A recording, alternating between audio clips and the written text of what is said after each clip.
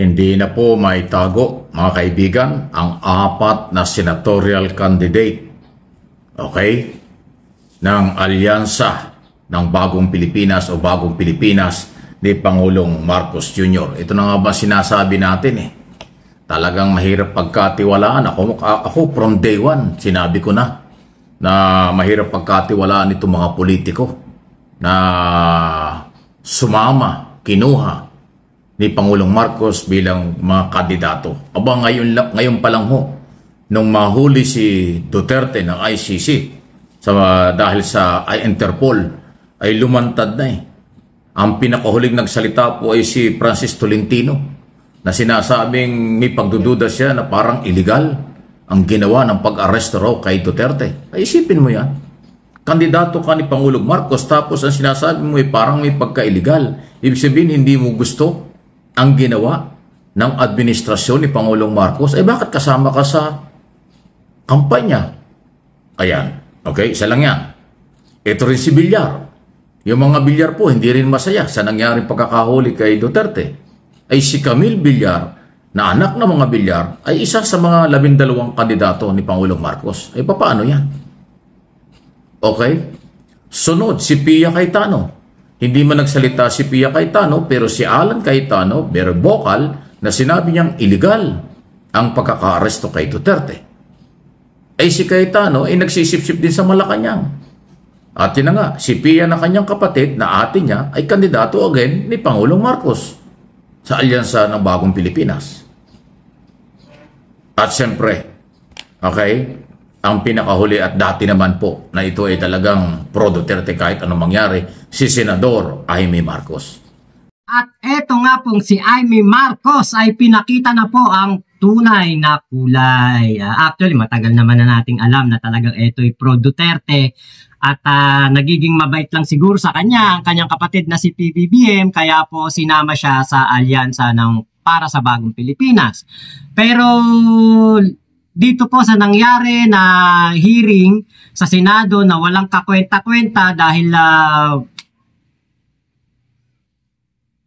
alam naman na natin kung ano yung mga nangyari, di ba? Mas updated pa nga yata tayo kay Amy Marcos kasi parang merong mga pangyayari doon na hindi alam ni Amy Marcos, di ba?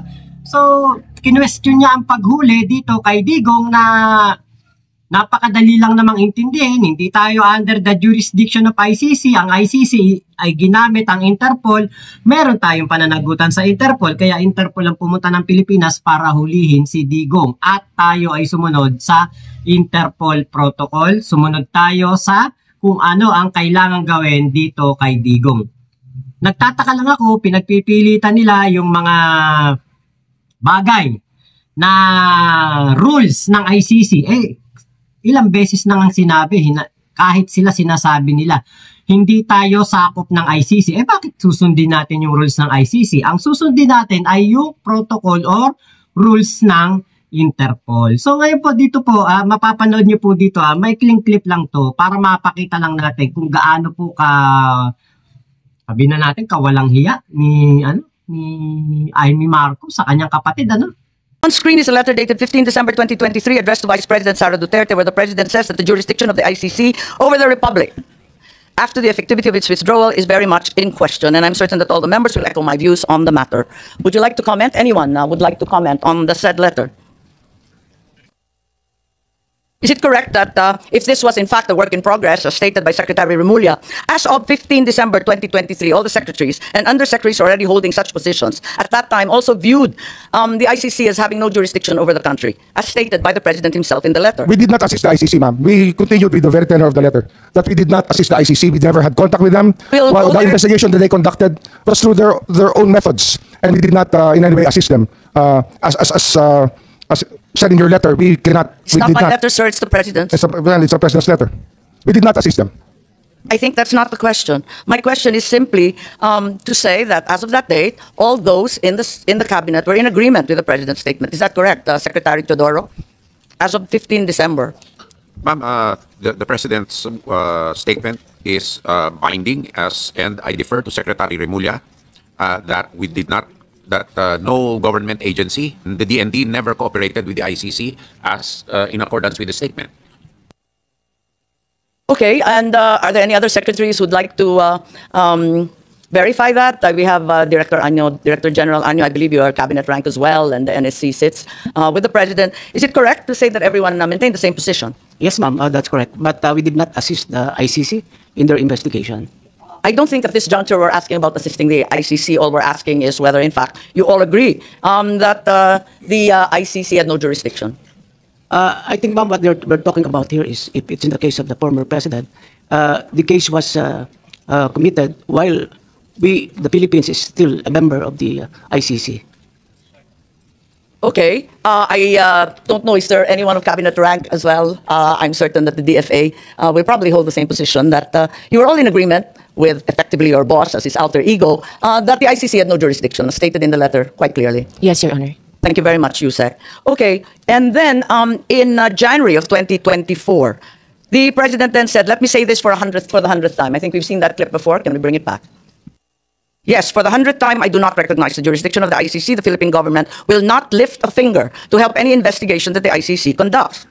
So, at the risk of really belaboring the point, may I confirm is the DOJ, at least as of early last year, was of the stance that ICC had no jurisdiction and the Philippines would not lift a finger, in the words of the President. The ICC never had does not have jurisdiction over the Philippines, Your Honor. And we did not lift a finger to help them at all. So we affirm that we never at any juncture lifted a finger. Yes, Your Honor. Also, I think the Secretary of Justice vehemently asserted the same during that time. May we have the PowerPoint, please? Are these your words, Secretary? Yes. Those are my words.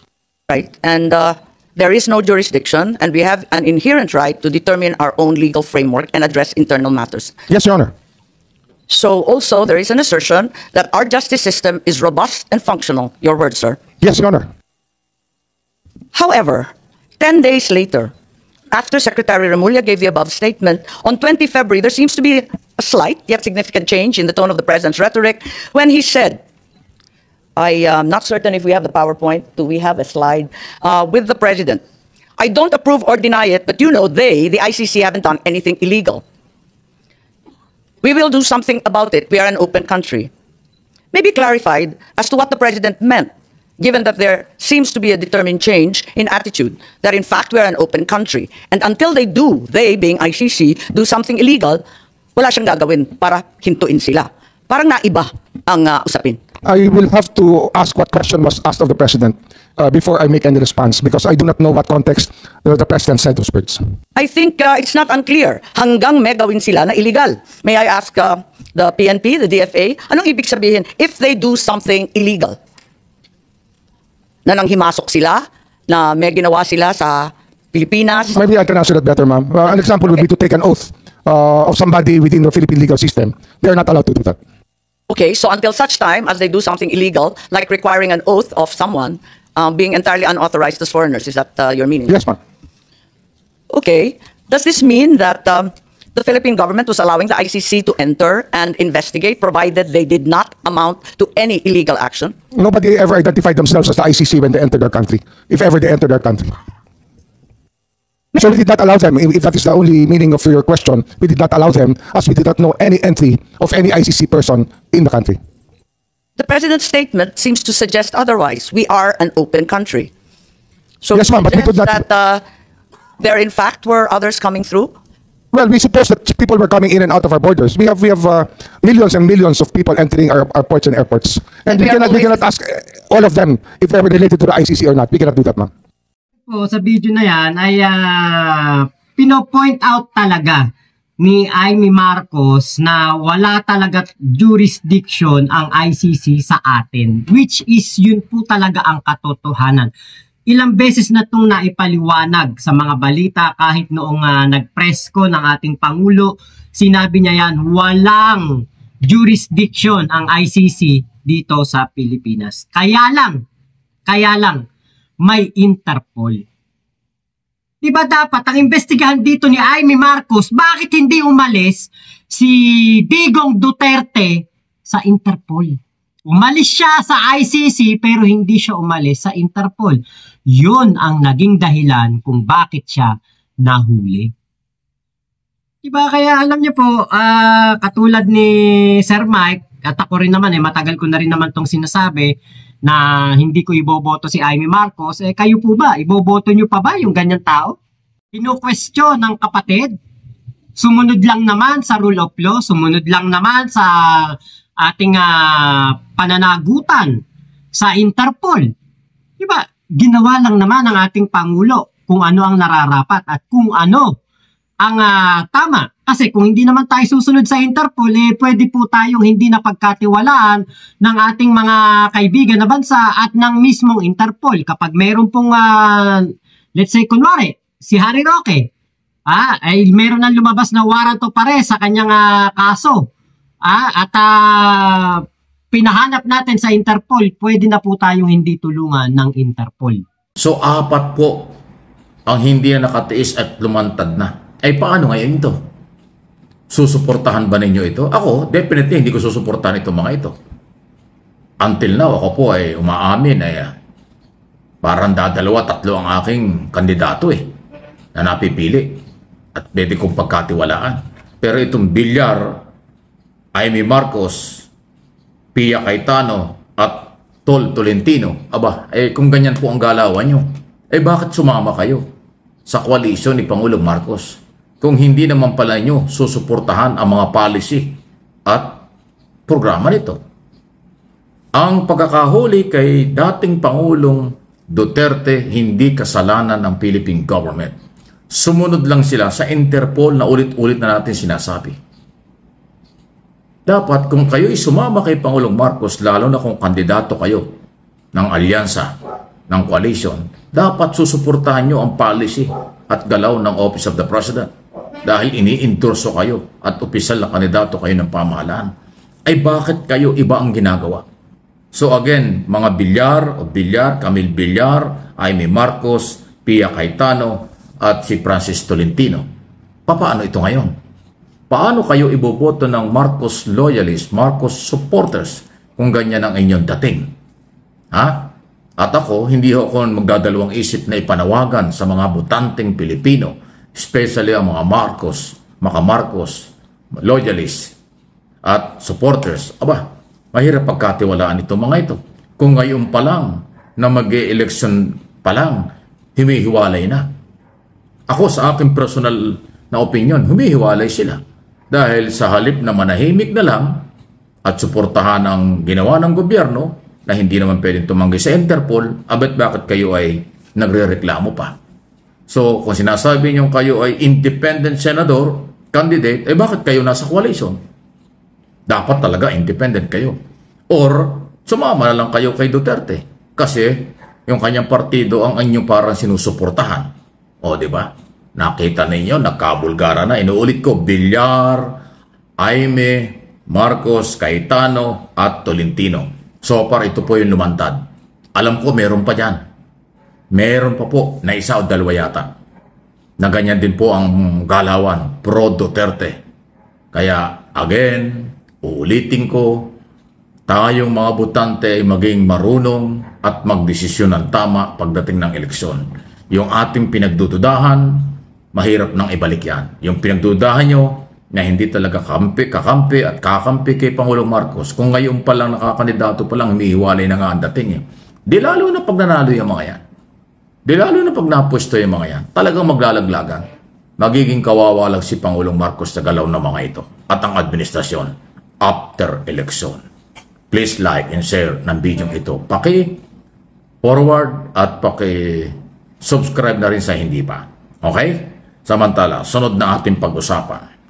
May midterm election sa ating bansa. Ito nga po ay palapit na. Okay?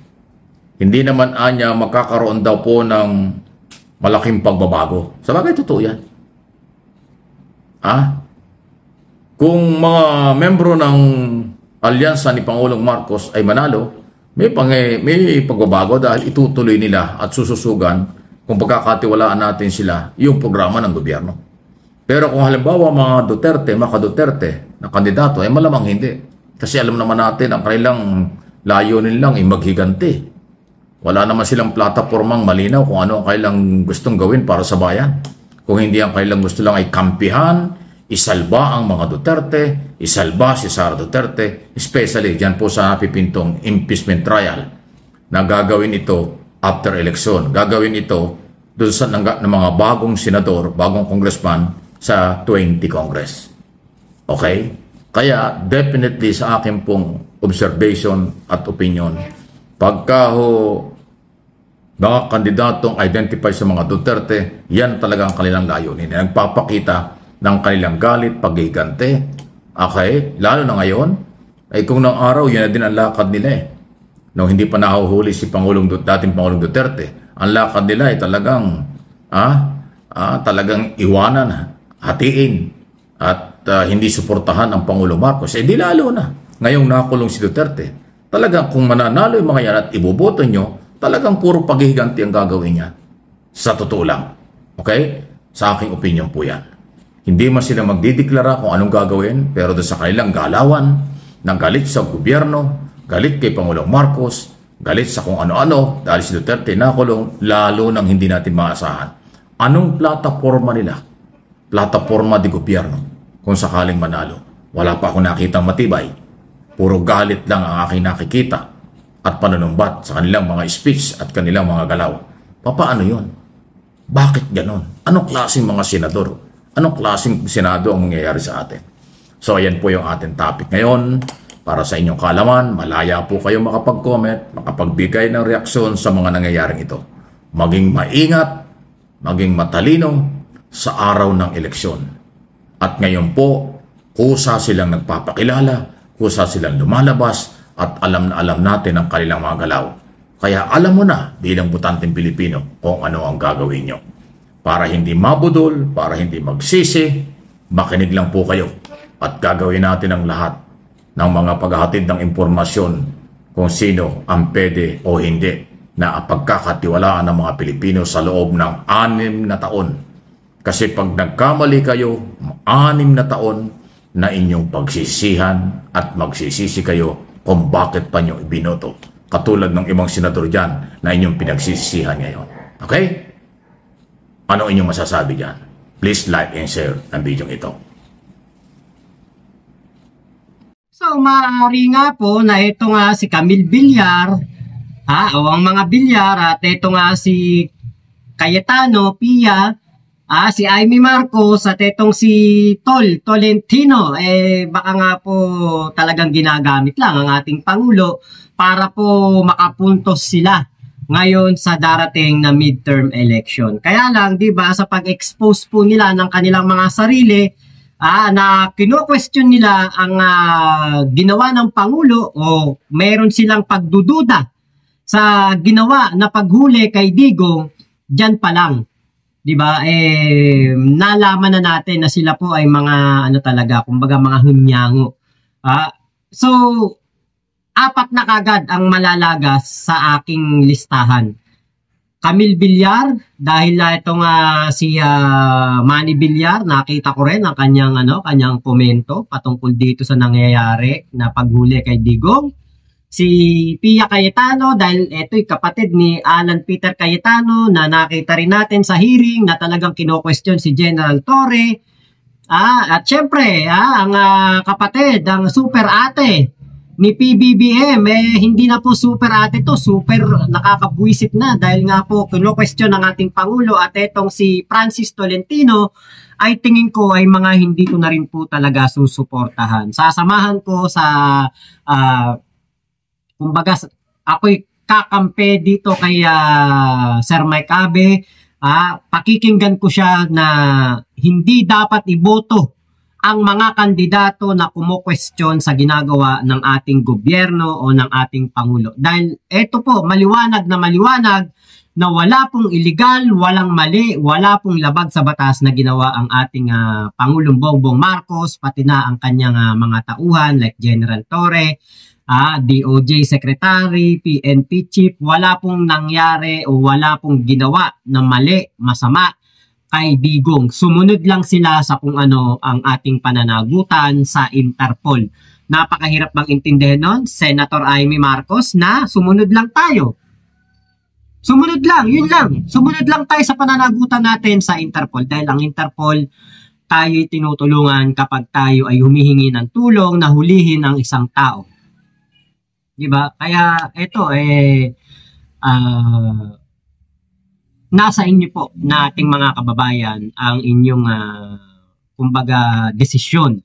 Basta kami ni Sir Mike Abe, sasamahan ko siya sa hindi pagsuporta dito sa mga tao na ito dahil nasabi ko na rin to, ayokong bumoto ng magiging sakit ng ulo ng ating Pangulong Bongbong Marcos.